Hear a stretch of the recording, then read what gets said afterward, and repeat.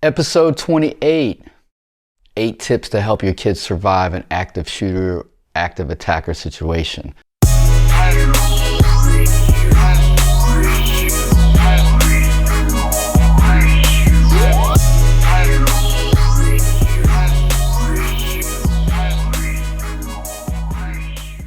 Welcome back, everybody. I hope you had a great Christmas holiday and a happy New Year to everybody. I hope and pray for this year be a better year for you in all kinds of ways. I hope and pray you're successful at whatever you're doing. You stay safe. You stay healthy. So welcome back, and apologize for being gone so long. Caught the COVID, man, and I didn't, kind of out of the loop for a couple weeks. Still getting back at it. Got a cough still, so sometimes you hear my voice sound a little weird, but that's about it. And I'm gonna be having those videos, gonna be having those interviews coming to you this. Hopefully, I'm gonna try to get the first one out by the end of the month. Still got to work out the logistical aspects of it, but I'm looking forward to that. Hopefully you guys will learn a lot from it, enjoy the interviews and everything like that. So now I thought about today's episode. Wanted to talk about something that's near and dear to me, and that is kids being safer at school or anywhere when they're not around their parents, or even when they're with their parents. Because look, let's face it, let's just keep it real. The teachers are barely trained, they're not trained that well, and the kids are definitely not trained. And you just can't expect, if something, really terrible like an active shooter situation happens, when your kids are at school or when they're out with their friends on a weekend or something like that, and you're not around and you can't protect them and you can't get them out of there, get them in a safe place. You gotta, hopefully you'll expect that they'll do the right thing. But if they don't know what to do, if nobody's ever told them, how are they gonna do it? And if you don't know what to do, don't do any training, don't do any mental training, don't do any physical training, and something life-threatening happens, you're gonna panic. And they may or may not be able to make the right choice. It may or may not be able to function. And when people panic, especially when their life's on the line, what do? They freeze. And so I thought, hey, let's talk about these 8 tips that you as the parent or the brother, the uncle, the friend can listen to what I'm saying and then relay that information to your loved ones, or have them watch the video. Just have them watch the video. So let's get into this. I don't really have a story. Didn't really think of it. I actually recorded the same thing a couple days ago, but the audio was terrible. It was clicking. It was doing, I don't know what was going on with that. I think I had some interference with my microphone. But so let's just get into this. So tip number 1, have your kids learn their school. All right, this is part of the situational awareness. Now, I'm a huge advocate of situational awareness. And in case you don't know, situational awareness is knowing your surroundings, knowing what your surroundings are about. The ins and outs. If you work in a building, know your building. When you go to school, know the school. Church, mall, whatever, wherever you're at, know your surroundings. That way, not only are you going to know the environment, but you're going to know kind of like what is normal, what's not normal. You're going to get the feel for that. And, believe it or not, if something is going to happen, a lot of times you could feel the tension in the air. But if you're unfamiliar, you don't pay attention to where you're at, then you're not going to see that. You're not going to feel that.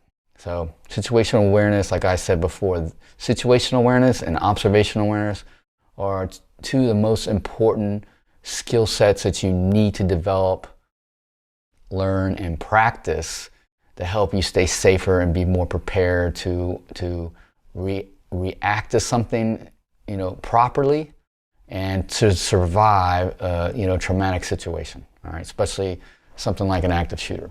So, school's going on right now. There's already been a couple shootings in schools. There's been shootings, mass shootings outside of schools, and there's always going to be some maniac, somebody that's bent on hurting other people, that's miserable with their lives, and there's always going to be something. So you just can't put your head in the sand or look up in the clouds all the time and expect all these great things to happen and people be nice to everybody. Because look, we're human beings, and not everybody's healthy mentally, emotionally, and there's always going to be somebody out there that doesn't give a crap about their life, or especially the lives of others. All right, and these active shooters, these active attackers, man, they're just on a different level. They have a mission in place of why they want to do what they want to do. It could be for all kinds of reasons, right? They can hate themselves. They can just be mentally unstable. They could be bullied, right? It could be all kinds of things. So it isn't just the stereotypical, oh, they were bullied in school and all this and all that. That could be it. But there's also other factors involved in it. But anyway, we're going to talk more about that as well. So learn the school. Learn every single layout of the school. Learn where every single doorway goes to, every stairwell goes to. Learn where the exits, like, if you take an exit door, learn where that goes out. If you're at that school, if your child's able to, exit out, other exits besides the main entrance and maybe a couple other ones. Sometimes they might alarm doors and sometimes they might, but your kids will know what they can go out and what they can't. So have them just, take the time throughout the week. If they get to school earlier or they got some time after school, have them just, if they go to school on the second floor and they normally take a stairwell over here on the north side, if there's a stairwell on the south side, take that one, figure out where that goes. Figure out where that exit leads out to in the parking lot. Get to know the parking lot and the surrounding area and other buildings. If there's like a athletic field out there, there's usually buildings with that. Get to know that area, because you never know. They might have to run out of the school, get out of there, and then they gotta maybe hide in another part of the school until the police come. So it's better for them to know their surroundings, not only the school, but outside of the school, all right? So very important, and this goes for anywhere they go. Goes for you too, parents and adults. Get to know your area, get to know where you're going, and that way, that's one less thing you gotta worry about when the traumatic event happens, right? Because you're gonna be worrying about your safety, right? Last thing you want to do is be worried about, like, I don't know where I'm at. I don't know where to go. What am I supposed to do? When you don't know, like I said before, you're going to panic. All right, so tip 2, all right?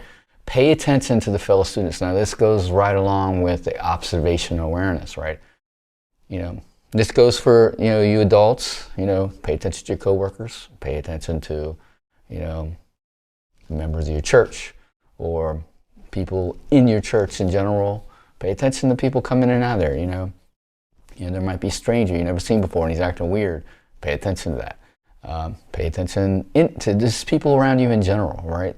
Normally, most people that are going to do something bad, a lot of them are going to give off some type of warning indication. That's where paying attention comes into play. So, generally speaking, pretty much every active shooter out there has demonstrated some type of pre-attack indicators. And the Combine guys, they had a website up. They were making videos like a year out. They were doing all kind of crazy stuff, talking about it, writing stuff down, and nobody really took it serious, And this goes for just about everybody else, okay? The Aurora theater shooter, he was seeing a psychologist, and he was telling the psychologist that he wanted to kill people, And you got to take, people got to take it serious when people are saying this stuff, all right? They just can't let it go, because there's been too many incidents where people have said they wanted to do something and they go out and do it.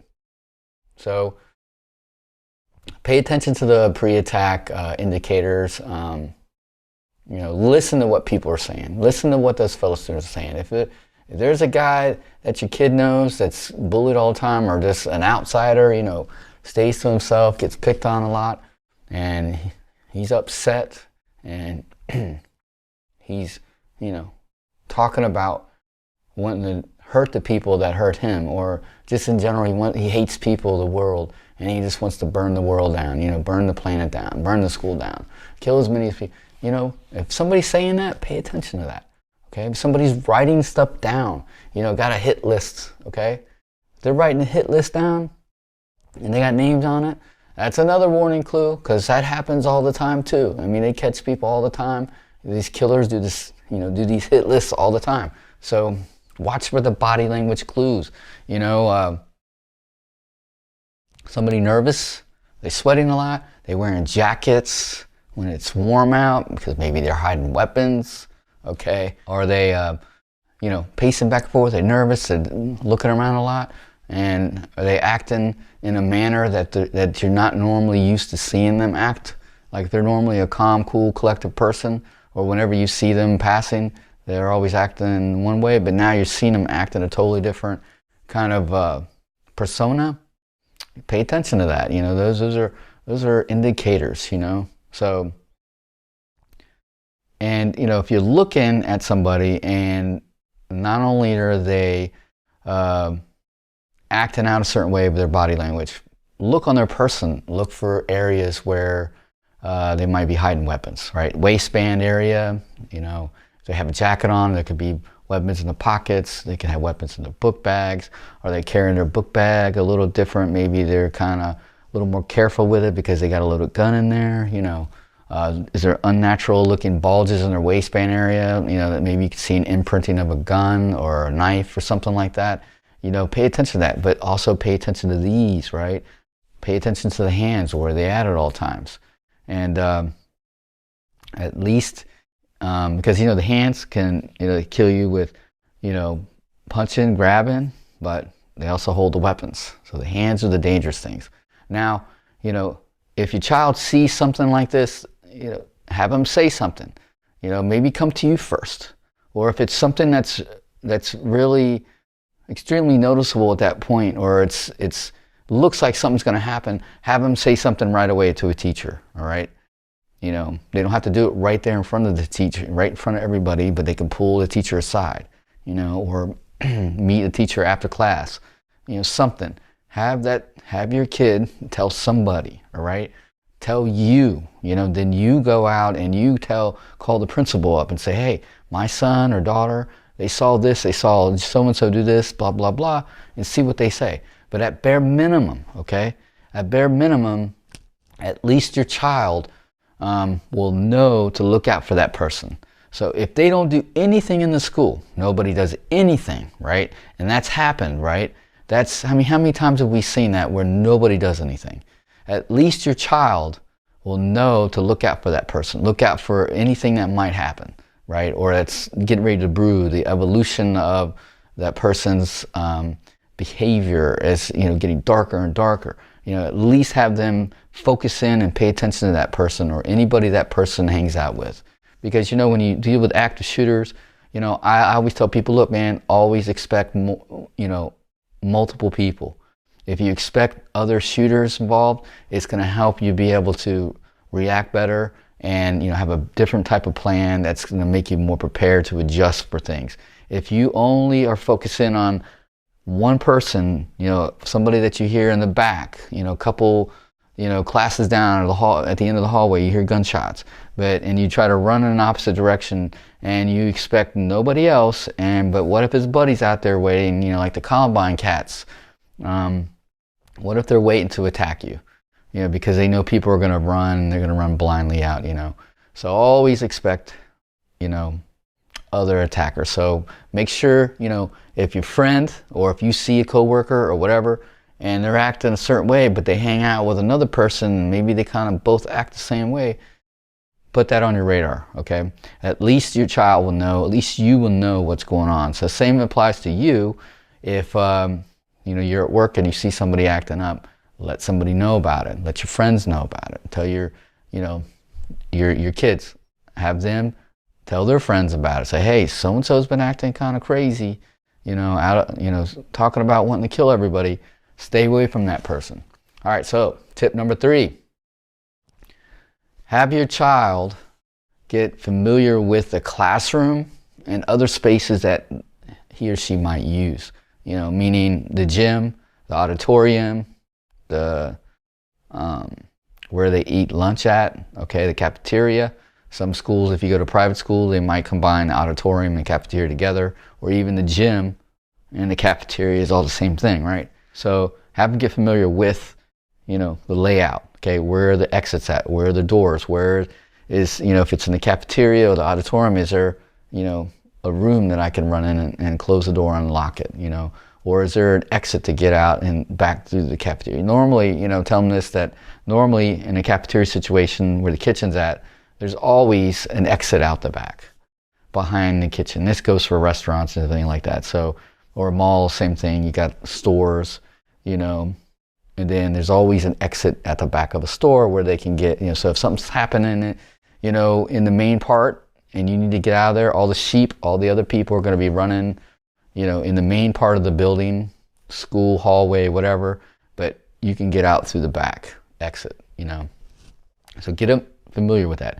But more importantly, in the classrooms where they spend most of their time, hey, have them pay attention, like, hey, what's the walls like? Are they cinder blocks? Are they brick? Are they all drywall, right? Because all that matters. Because primarily a lot of the active shooter incidents, they, if they couldn't get in the door because the door was locked or barricaded, they shot through the door or the walls, right? Think about it like this, what's safer for the active shooter? Is it, trying to kick a door in when they have possible people in there that might ambush them when they come running in?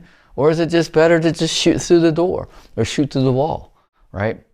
So, Parkland shooter shot people in the hallway and he shot through the classroom doors, right? He didn't go inside, all right? The Virginia Tech shooter, he went inside the classrooms because they were open. The doors were unlocked. So he was able to go freely back and forth and get in. The Sandy Hook shooter went right in the classroom because the teachers didn't keep the doors locked. So that brings me to this, besides the walls, right? Because it's important that your child knows, are the walls made of a thick material that provides cover and concealment? We'll get into cover and concealment here pretty soon, but cover and concealment. I mean, does that wall provide some type of cover? Does it protect them against bullets penetrating through? Can the wall stop the bullets for a certain period of time? So have them pay attention to that, because if you lock down the classroom and the only vulnerable point is that doorway, all right, then and you can hide in another corner of the classroom, and you don't have to worry about rounds coming through the walls, then you're good to go. So have them pay attention to that, How is the furniture set up in the classroom? Meaning, is the teacher's desk on the opposite side of the classroom, or is it closer to the door so where you can push the desk in front of it? Usually the teacher's desk is pretty heavy, it's big, and you can slide it right in there. Can you slide other furniture like cabinets, whatever other stuff's in there, bookshelves, can you slide that stuff in front of the door to, barricade it? And how does that door open up? Does it go in or out? If the door goes in, then if you barricade up against the door, then if the bad guy tries to push through the door, well, all that stuff's going to stop him or her from being able to get inside. If the door opens out, well, then now you have a problem. So there's videos you could show them about, strapping a belt or something to the doorknob and holding on to it, so that if the guy tries to pull the door open like this, it's going to be very difficult. But still, no matter which way the door opens, barricade it, because that'll give the people inside the classroom a barrier, right? And then that'll create more time for them to react to what's going on. But if the bad guy sees a doorway, and he opens it up and there's chairs and desks and all this stuff all over the place, they may or may not want to try to push through that, because they don't have time. Everybody's coming. So, can your child, help barricade that door? Because look, let's face it, you gotta be ready. Your child's gotta be ready to act on their own, because what if the teacher's hurt or killed, right? What if other kids are in there and they're hurt and killed, or they're just panicking and they're not doing anything, which is generally what happens, right? Because they expect the adults to be able to do everything. But if the adults can't do everything, right, because adults hurt, or maybe the teacher stepped out for a minute. Maybe the teacher stepped outside in the hallway to talk to another teacher, and they got shot out in the hallway, and now the kids are in there by themselves, right? So, big thing. This is so big, pay attention. Is a door locked? Or do they require the door to be locked when the kids are inside the classroom or the gym or the cafeteria? Or they just keep it open? The door needs to be locked at all times. And then if the door is not locked, then you as a parent, you should be calling out that principal and be like, hey, look, I just found out that you guys have the doors unlocked while the kids are in there. Because think about it like this, right? If you have an insider threat and an outsider threat. Insider threat is like another student and a teacher or staff or whatever, and they start from the inside and they're familiar with everything. The outside threat is somebody coming in from the outside that's not really in the school, all right? Could have been in the school, could have been familiar with the school, but is not a student at that moment. The Parkland shooter was like that, Sandy Hook, they were all outside threats. Now just imagine an insider threat. A kid decides to do something in history class, jumps up and starts shooting everybody in the classroom. Hard to really do something about it at that moment, right? But if all the doors are locked, required to be locked inside the school, if that guy or girl stops shooting in that particular classroom and then walks out, how long do you think it'll take that person to stand by the doorway, shoot into the classroom, and then exit out and walk right across the hallway to go into another classroom? So if that other classroom is unlocked and it's wide open and all you got to do is turn the handle and go in, how long do you think it would take that person to shoot 10 or 15 times, reload, and then walk or run across the hallway to get in the other classroom? I'm going to tell you, it's like seconds, all right? Maybe 10 seconds, 5 seconds. And then, if kids are sitting in the classroom, a teacher's sitting in the classroom on the other side and they hear gunfire, a lot of times they don't, the first thing that comes to their mind is like, what is that noise? Is there construction or somebody shooting fireworks off? They're not thinking about gunshots, right?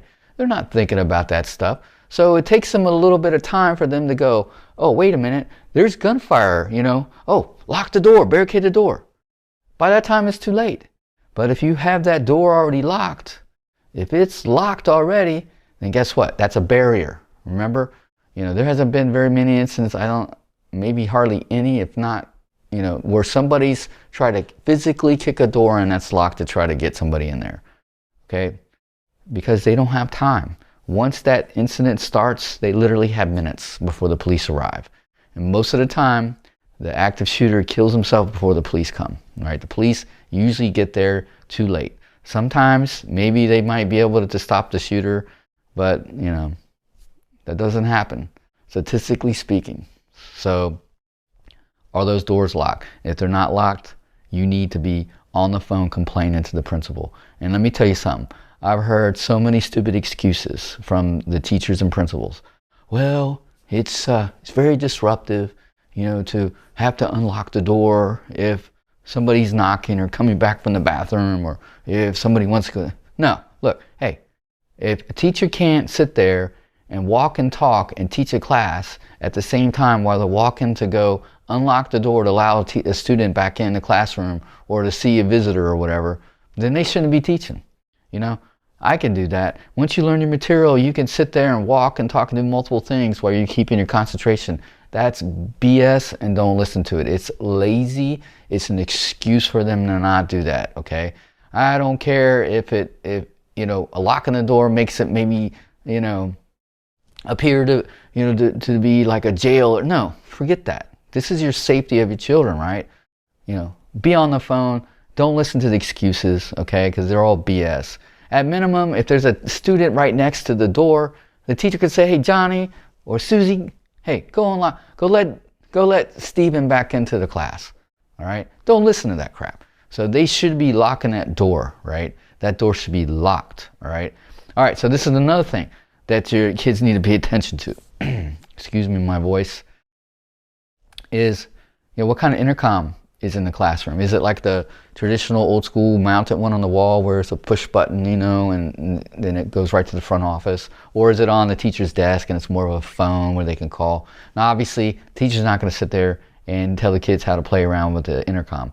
But, it shouldn't be too hard to figure it out, So have them pay attention to where that intercom's at, phone or on the thing, right? Because that might be, if something happens, you got to grab that and be able to alert the rest of the school. Because what'll happen is the teacher could pick the intercom up and it goes directly to the front office, and the front office will be able to announce like an active shooter, threat, and be able to alert the whole school and do the lockdown thing, right?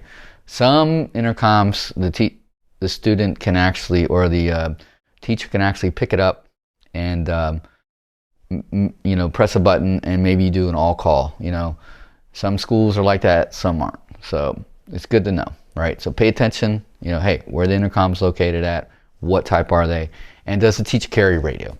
Do they carry handheld radio that they, if the teacher's hurt or needs help, can that student, can your child, pick that radio up and make a call, okay? Because, communication is one of the most important things during an incident, right? You got to be able to have that proper communication, right? So when you're talking on the radio, tell them, hold the key down, hold the button down, and say, front office, so whatever if they're trying to reach the principal or the front office, have them say it 3 times. Front office, front office, front office. This is Johnny up in Mrs. Barnes' class on the 2nd floor. We got an active shooter outside. The reason why you want to have them say the name 3 times is because sometimes, you might not click the button down and you might cut it off. And it might cut off who you're trying to talk to, right? So if you say it 3 times, you're going to have a way better chance of reaching who you want to reach and them understanding. And when they talk on the radio, make sure it's clear. It's not screaming or yelling. Try to do it in a clear, calm voice, and use short communication sentences. Don't be talking for 2 or 3 hours, because if something's going on, other people are going to want to be able to get on the radio too. So make the call nice, short, and concise. All right. So it's very important. And so tip number 4: what type of security procedures are in place? Like I mentioned this. Are the doors required to be locked? If they're not, make sure you're on the phone with that principal and saying, why aren't the doors required to be locked? And if they still have some pushback or your excuses, make sure that your son or daughter knows that if something happens, that they get up and they immediately lock that door as quick as possible, okay, and go from there, all right? So, and, hey, look, access control. Most schools have tons of doors outside, exit doors or entry doors into the school. Does the school allow all the teachers or even the students to use all the doors, or do they only let them use, say, a front door and another door? Do the teachers, do you use a key card to get in? Do the students have key cards? All right, because that's important, because if there's tons of doors out there, it's very hard for the school, the security, whoever it is, to monitor each door, all right? Because if they're constantly being open, it's hard for somebody to be sitting in there on the desk with like 30 or 40 cameras, screens, looking at all the doors if they have cameras on every door, and trying to pay attention to that and all the interior cameras within the school. That's just not going to happen. So it's important that hey, what's their access control features, right? Obviously, most schools, all schools usually, the front entrance is where all the visitors come. But look, you got to be ready for that insider threat.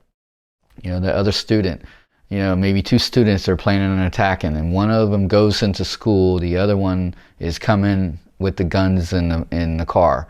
And then, Johnny, who's in school, and Ricky's out in the car Johnny says, hey, I gotta go to the bathroom. Gets up, goes to the bathroom, or acts like he's going to the bathroom, goes down the hallway, opens the door for Ricky with all the guns. They come in and they do their attack. You know, if there's access control is loosey-goosey and they don't have doors alarmed, then it's real easy for people to do something like that.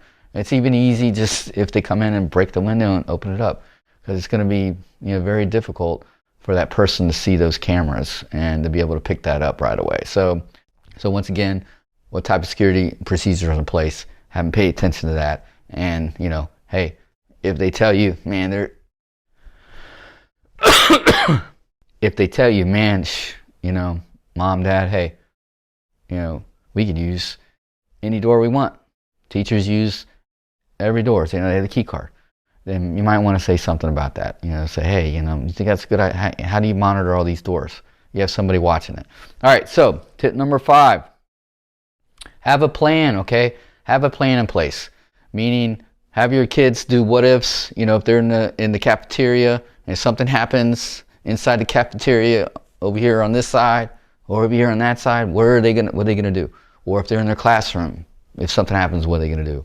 Or if they have to get out of their classroom, if they're stuck in the hallway and they got, you know, something's going on and they can't get in the classroom, what are they gonna do? Have them play those what if scenarios. You could do it with your kids when you're out eating dinner. You could say, hey, something happens over here, what are you gonna do? Something happens over there, what are you gonna do? You know, where's the nearest exit? You know, have them play this what if game, because that's all part of being mentally prepared. Because if you're already paying attention, you know your situational awareness and you know your surroundings, and you're thinking about what to do, something happens, it's gonna be easier for you to do it and not panic and freeze. All right. So tip number 6, how to call 911. Very important. You might think it's crazy. You might think, you know, it's common sense. It's not. A lot of these 911 calls, you know, from what the police officers initially get when they're in the car, different when they arrive, because a lot of people are panicky and they're just saying all kinds of stuff. So things you want to do, tell them to say location of where the incident's at, the school name, an address if you have it, and try to give like a better indication inside the school where it's at. So if it's on the 2nd floor in the back of the building, say it like that. All right, type of incident, you know, hey, is it a guy running around with a knife stabbing people, or is it somebody shooting? Okay, you know, somebody with a baseball bat. What type of incident? That's important. Description of the attackers, you know, is there multiple attackers? You know, are they white, black, Hispanic, whatever? What kind of clothes are they wearing? How tall are they? You know, are they students? Okay, you know, do they recognize the students? All right, and what type of weapons are they using? Are they using rifles or are they using handguns? You don't have to get specific and say, you know, AK-47 or AR-15. If you know if they know what that is, fine. But at least give them rifle or handgun. So a rifle's big and a handgun's small, or a knife or a baseball bat, because, you know, the police should know that they're dealing with somebody with a rifle. Okay, you know, common sense dictates that a police officer responding to something like that should, if he has shotgun or AR-15 in his car, he should be pulling that out and coming in with that. But sometimes, you know, they might not be trained to think that way, all right? Or they might not have the common sense. They might not have the tactical training or experience, so they might not think that way. But if you tell them there's somebody with a rifle shooting in here, then hopefully that's relayed to them and they'll know to get their bigger guns, all right? You always want to, you know, have an advantage. You don't want to, you know, what they say, don't go into a gunfight with a knife, or same thing. You got somebody shooting rifles, you don't want to go in there with a pistol. You want to try to have a rifle and match that, you know, so very important. And last known location of the attackers, all right? You know, if there's 2 of them, or if you know there is, or, you know, where were they at? You know, were they on the 1st floor first, now they're on the 2nd? You know, try to get that information, all right? If you see any injuries, type of injury, you know, is there people that look dead? Is there multiple? If you see lots and lots, if you see people that are hurt real bad, try to give that, okay? Generally speaking, they're going to just automatically assume that, but it's also good that you let them know. And, you know, lastly, you know, tell them to give their name, all right? And where they're located at, all right? So tip number 7, stop the bleed. Look, you know, I advise, at minimum, watch some YouTube videos, practice how to stop the bleeding, how to put improvised tourniquets on. I would even suggest going out to buy some real tourniquets. Cat tourniquets are the ones I like the best. They're combat proven. You can get them off of Amazon for, I think, $10. I'll try to put something in the description link. Get a cat tourniquet. They're great, combat proven. Okay. Take a class, take a stop the bleed class, or take like a advanced first aid class.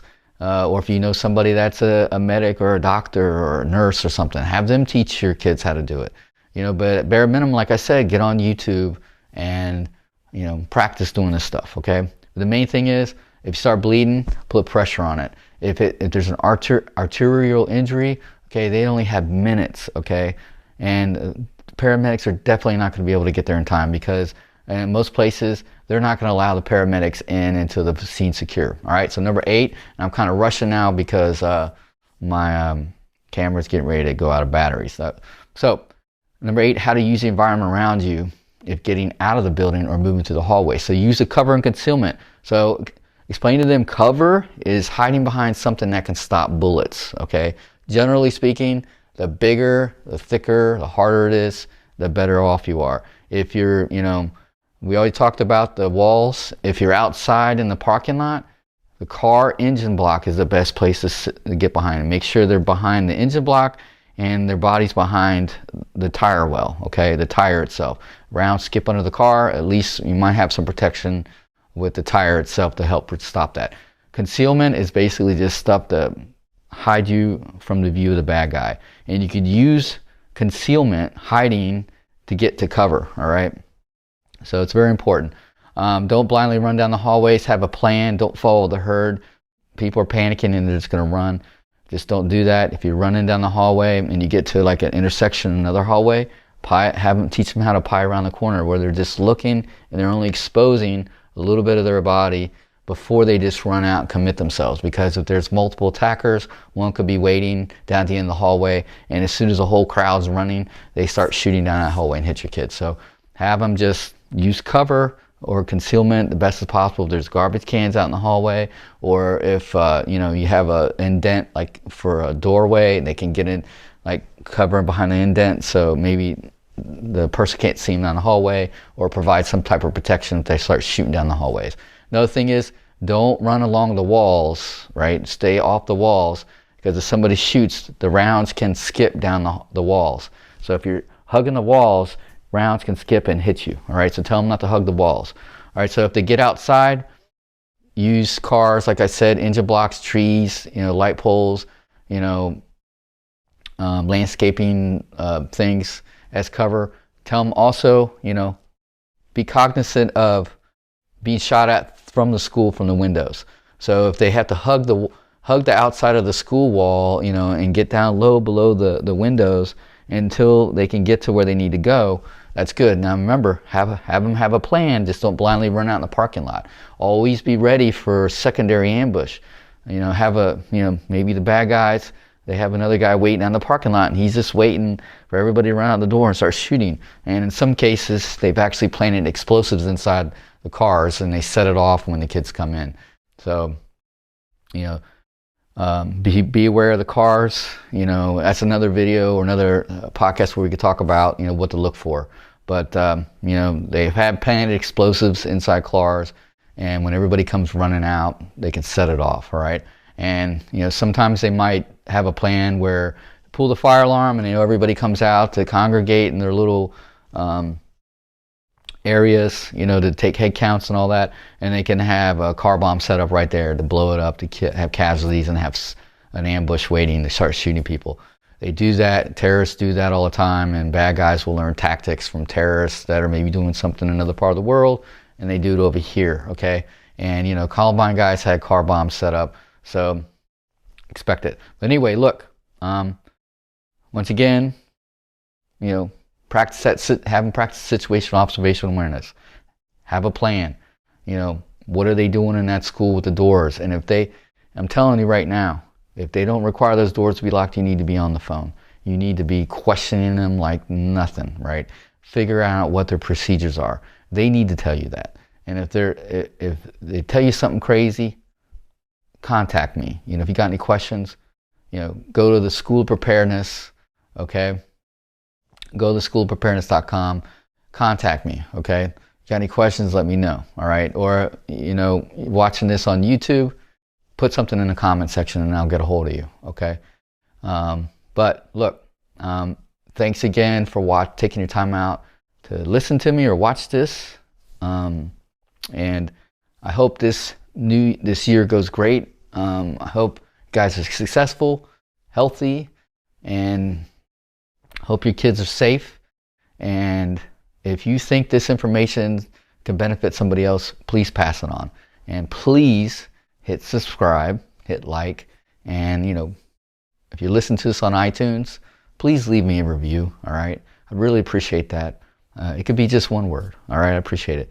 Because, this great information, at least I think it's good information, want to try to get it to the most people as possible. So please just leave me one word review, or longer if you want. It helps out tremendously. But until the next episode, please be safe, watch your six, and remember, look, it's not being paranoid, it's being prepared.